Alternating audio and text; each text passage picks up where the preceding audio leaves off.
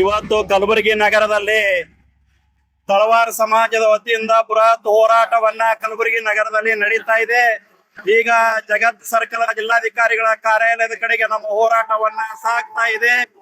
2020ರಲ್ಲಿ ಕೇಂದ್ರ ಸರ್ಕಾರ ಗೆಜೆಟ್ ಆದಂತ ತಳವಾರನ್ನ ಕಲಬುರಗಿ ಜಿಲ್ಲೆಯಲ್ಲಿ ಸುಮಾರು 30,000 ಸರ್ಟಿಫಿಕೇಟ್ ತೆಗೆದುಕೊಂಡ್ರು ಕೂಡ ಅವಶ್ಯಕವಾಗಿ ಜಿಲ್ಲಾ ಮತ್ತು ತಳವಾರರಿಗೆ ಅನ್ಯಾಯ ಮಾಡ್ತಾ ಇದ್ದಾರೆ. ತಳವಾರ ಮಕ್ಕಳು ಇವತ್ತು ವಿದ್ಯಾರ್ಥಿಗಳು ಶಾಲೆ ಅಡ್ಮಿಷನ್ ಅನ್ನ ಮಾಡ್ಬೇಕಾದ್ರೆ ವಿವಿಧ ಇದಕ್ಕೆ ಅರ್ಜಿಗಳನ್ನ ಹಾಕಬೇಕಾದ್ರೆ ನೇಮಕಾತಿಗಳಿಗೆ ಅರ್ಜಿಯನ್ನ ಹಾಕಾದ್ರೆ ಬಡತಿಯನ್ನ ಮಾಡಬೇಕಾದ್ರೆ ಇವತ್ತು ಅನಾವಶ್ಯಕವಾಗಿ ತಾಂತ್ರಿಕ ಗೊಂದಲವನ್ನ ಸೃಷ್ಟಿ ಮಾಡಿ ಈ ತಳವಾರನ್ನ ಹತ್ತಿಕ್ಕುವಂತ ಕೆಲಸವನ್ನ ಕಲಬುರಗಿ ಜಿಲ್ಲೆಯಲ್ಲಿ ಕರ್ನಾಟಕ ರಾಜ್ಯದಲ್ಲಿ ಎಲ್ಲಾ ಜಿಲ್ಲೆಗಳಿಗೆ ಯಾವುದೇ ತೊಂದರೆಗಳಿಲ್ಲ.